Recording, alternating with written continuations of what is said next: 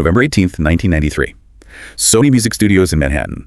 MTV executives are, they're pacing the floor, just absolutely terrified. Oh, yeah, full-blown panic mode. Right. The air in the room is thick with anxiety because the biggest, loudest, the most volatile rock band on the planet has just handed over their set list. And it is completely missing every single generation-defining hit that made them famous. Exactly. This wasn't just a standard concert. This was a high-stakes corporate standoff. It really was. To understand the gravity of that moment for you, the listener, you really have to look at the business model of the era. By late 1993, MTV's Unplugged series was this established, massive cash cow. It was a machine. A total machine. It relied on a very specific, highly lucrative formula. The network would take a massive stadium act, strip away their electric guitars, and have them play acoustic renditions of all their biggest hits. Like a cozy, predictable victory lap. Right, exactly. If you look at Eric Clapton's 1992 set, it swept the Grammys. It proved to executives that this mainstream, hit-driven acoustic formula was just pure television gold.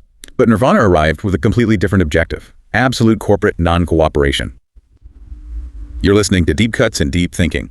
Today, our mission in this deep dive is to unpack the archival research, the acoustic production architecture, and, the posthumous mythology of Nirvana's MTV Unplugged in New York. It is such a fascinating session to dissect. We are going to show you exactly how Kurt Cobain orchestrated a masterpiece of defiance, starting with the battleground that had those executives sweating through their suits, the omitted anthems. The audacity of their refusal it cannot be overstated. MTV executives were literally begging for the heavy hitters. They desperately wanted Smells Like Teen Spirit. Of course they did. It was the biggest song in the world. Right.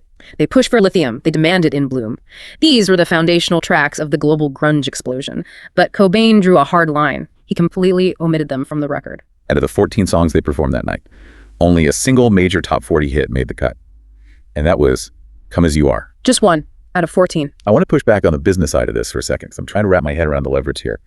If you are a television network obsessed with ratings, how do you even justify funding a premium broadcast when the artist explicitly refuses to deliver the core product? Well, MTV was trapped, essentially. Nirvana was the cultural epicenter of music at that moment. They needed the band more than the band needed them. Precisely. The network needed that cultural cachet far more than Nirvana needed MTV's airtime. So the executives panicked because they knew casual fans tuning in to hear Teen Spirit might just change the channel. And that panic, it only intensified when the conversation shifted to the guest list, right? Oh, absolutely. MTV wanted mainstream star power to anchor the broadcast. They heavily suggested bringing out A-list contemporaries to boost ratings. Names like Eddie Vedder or Tori Amos. Because a surprise duet with a massive global celebrity is the ultimate safety net for that unplugged format. Exactly. It guarantees headlines.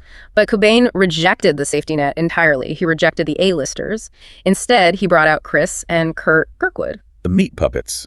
Which back then, that was a deeply confusing choice for a television executive. Highly confusing. The Meat Puppets were this underground punk country band from Arizona. They were deeply influential to Cobain's own songwriting, but they were practically invisible to the mainstream global television audience. And Nirvana didn't just bring them out for a quick cameo. They basically handed the entire stage over to them. Right. They played 3 obscure tracks from the album Meat Puppets 2, Plateau, Oh Me, and Like a Fire. It's one thing to refuse to play your own multi-million-dollar hits, but it's another thing entirely to take that incredibly valuable primetime real estate and just hand it away to someone else. It's a total subversion of the platform. It's like, imagine being invited to speak at the United Nations, and when you get to the podium, you just step aside and hand the microphone to a local street poet you met in Arizona. That is a perfect analogy. It is a massive, deliberate transfer of cultural capital.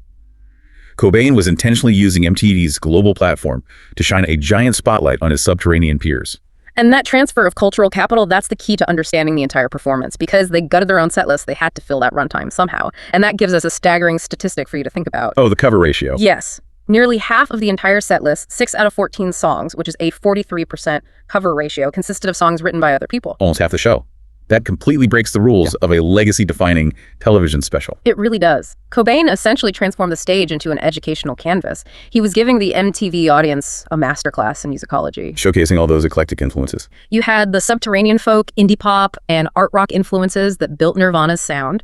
You had David Bowie's 1970 track, The Man Who Sold the World. Classic. You had the Arizona desert punk of the Meat Puppets. You had traditional 19th century folk music arranged by the legendary Leadbelly. And you had subterranean Scottish indie pop with the Vaseline. Okay, I have to stop you there because the mechanics of this are just wild to me.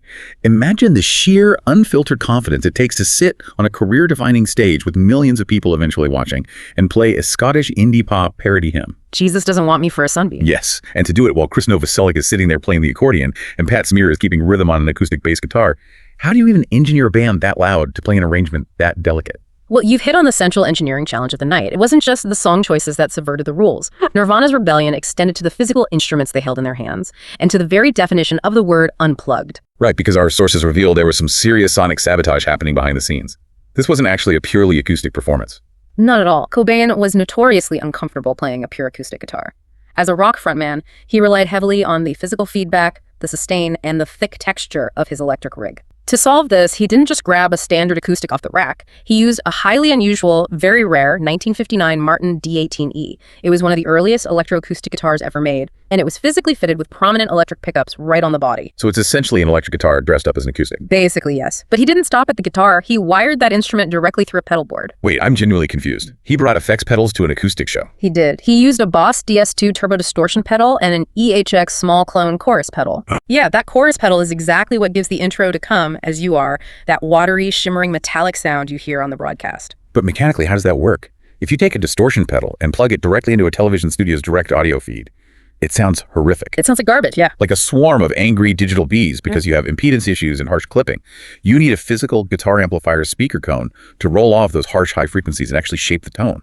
So how did they pull off distortion on a stage where amplifiers were supposedly banned? The production crew had to get incredibly creative to hide it. MTV producer Alex Coletti knew that if Cobain didn't have the specific tonal response of a real amplifier, he might just walk out on the whole production. So what did they do? Coletti literally disguised a 1960s Fender twin reverb tube amplifier. He hid it on stage? Yes. He built a wooden box around the amp, covered it in black grill cloth, and placed it on the floor right in front of Cobain so it looked exactly like a standard audio monitor wedge. Coletti referred to it as Cobain's security blanket. That is amazing. The ultimate irony of this legendary acoustic show is that the lead guitar player is secretly relying on a heavily amplified, distortion-ready tube amp hidden in plain sight. It's the most Nirvana thing ever. But the guitars weren't the only frequency problem they had in the room, right? I mean, if you've ever played in a band, you know how hard it is to force a heavy-hitting drummer to play quietly. What happened with Dave Grohl? Grohl's drumming was perhaps the biggest technical hurdle during the incredibly tense rehearsal sessions in Weehawken. We all know Grohl is a notoriously heavy hitter. He plays with massive arena rock force. Which is great for stadiums, but not for a TV studio. Exactly. And during rehearsals, his standard drumming style was completely overpowering the delicate acoustic instruments and the live cello they had brought in. It's a frequency masking problem. Standard heavy drumsticks on a snare drum act like a sonic bulldozer. They eat up the exact mid-range frequencies where a cello or an acoustic bass guitar lives. That's a perfect way to describe it. The drums were threatening to ruin the entire audio mix.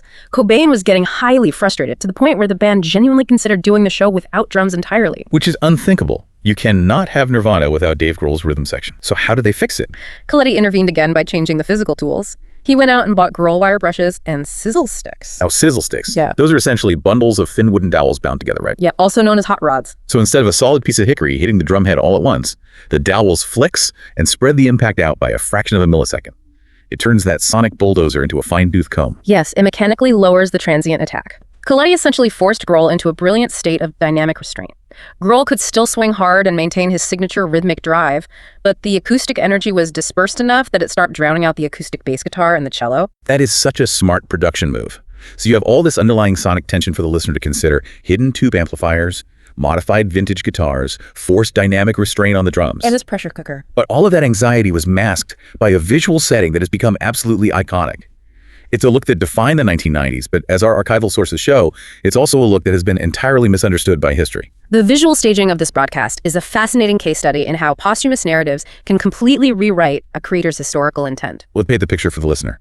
When you close your eyes and think of Nirvana's Unplugged, you immediately see Kurt Cobain sinking into this gray thrift store swivel office chair. Right, wearing that fuzzy, oversized, pale olive cardigan over a plain white t-shirt. Exactly. But the stage itself looks totally different from any other MTV broadcast. There are vast, elaborate arrangements of stargazer lilies everywhere.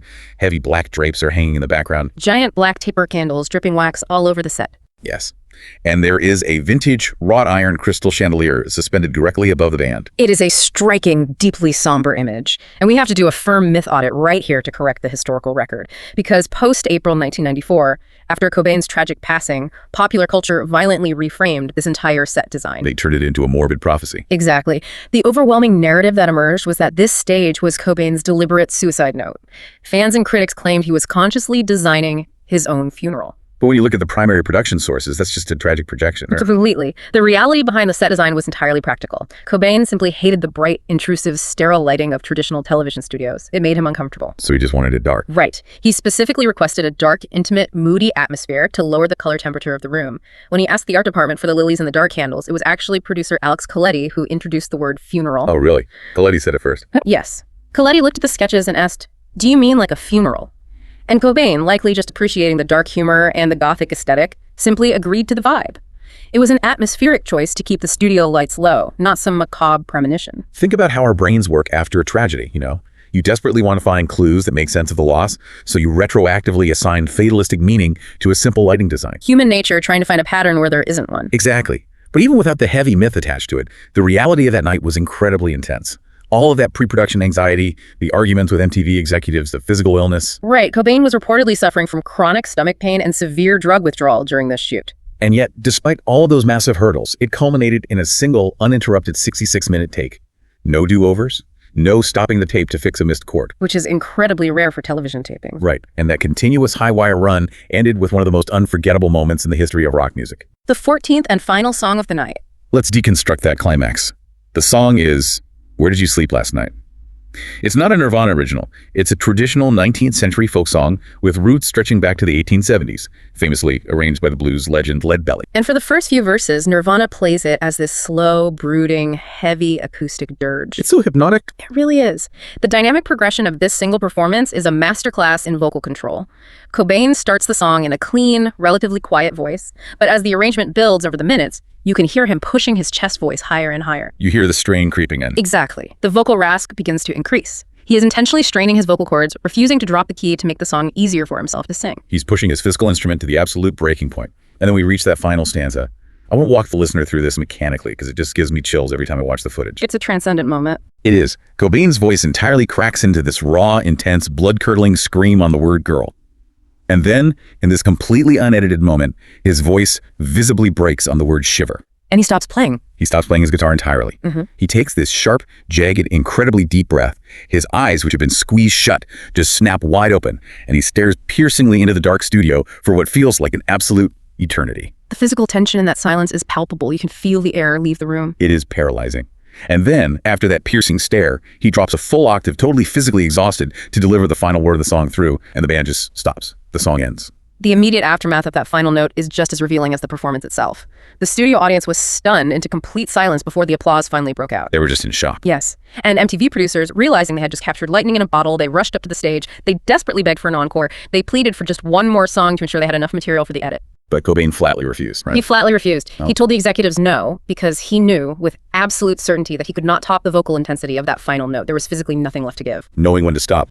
To me, that refusal perfectly encapsulates the ethos of Nirvana. Yeah. He refused to manufacture a fake, hollow TV moment just to fill a network's airtime. He gave them everything he had on that stage, and when it was done, it was done. And that haunting final note, followed by his absolute refusal to play another chord, it took on a massive new weight just months later. When Cobain passed away in April 1994, MTV essentially put this acoustic broadcast on a continuous rotating loop. It was inescapable. It really was. It became a communal viewing experience, a vital way for millions of fans across the globe to process their grief. And from a music industry perspective, that communal grief led to a massive cultural shift and a staggering commercial explosion. It did. On November 1st, 1994, DGC Records released the full, unedited audio of the performance as a standalone live album. The commercial response was completely unprecedented. How big did it get? The record debuted at #1 on the Billboard 200 chart. It sold 310,500 copies in its very first week, which was the highest single-week sales total of Nirvana's entire career. That is just phenomenal. It eventually went 8x platinum and won the 1996 Grammy Award for Best Alternative Music Performance. It completely cemented their legacy in stone. Yeah. But beyond the sales figures, it changed how critics and fans actually listened to the band's underlying compositions, didn't it? Without a doubt. This deep dive into acoustic restraint permanently altered Kurt Cobain's critical legacy. While he was alive, so much of the mainstream media focus was fixated on the noise, the amplifier feedback, the smashed instruments, the loud grunge caricature. They couldn't see past the volume. Exactly. But stripped of the distortion pedals and the heavy drumsticks, the Unplugged album forced critics to stop viewing him merely as a loud icon. They had to start recognizing him as a masterful American lead singer, a brilliant structural songwriter, and an incredible musicologist working deeply within traditional folk and pop lineages. Which brings us to the ultimate takeaway from all this source material. Why does this specific deep dive matter to you, the listener, decades later? because this session remains the ultimate masterclass in holding onto your artistic integrity under extreme pressure. Nirvana was cornered by executives to deliver a specific, safe corporate product, but they held their ground. Exactly. They proved that you don't need sheer volume to be incredibly heavy. You don't need to play your biggest hits to captivate a global audience. And you certainly don't need to follow a corporate formula to be wildly successful. And exploring all of this leaves us with a fascinating, lingering question for you to consider on your own. We know from these sources that Cobain was actively questioning his band's sonic trajectory. Right. He was getting tired of the grunge formula himself. He was increasingly tired of the sheer noise. So considering how brilliantly he commanded this acoustic setting and how deeply he connected with the organic music of Lead Belly and the Meat Puppets, you have to ask, was Unplugged merely a one-off television special? Or were we actually witnessing the live birth of a radical new folk blues direction that Nirvana would have taken in the late 1990s? Man, just imagine what that next studio album would have sounded like. It's the ultimate what-if in modern music history. From a tense corporate standoff in Hell's Kitchen to an acoustic performance that will echo forever. If you like this episode, please like and subscribe.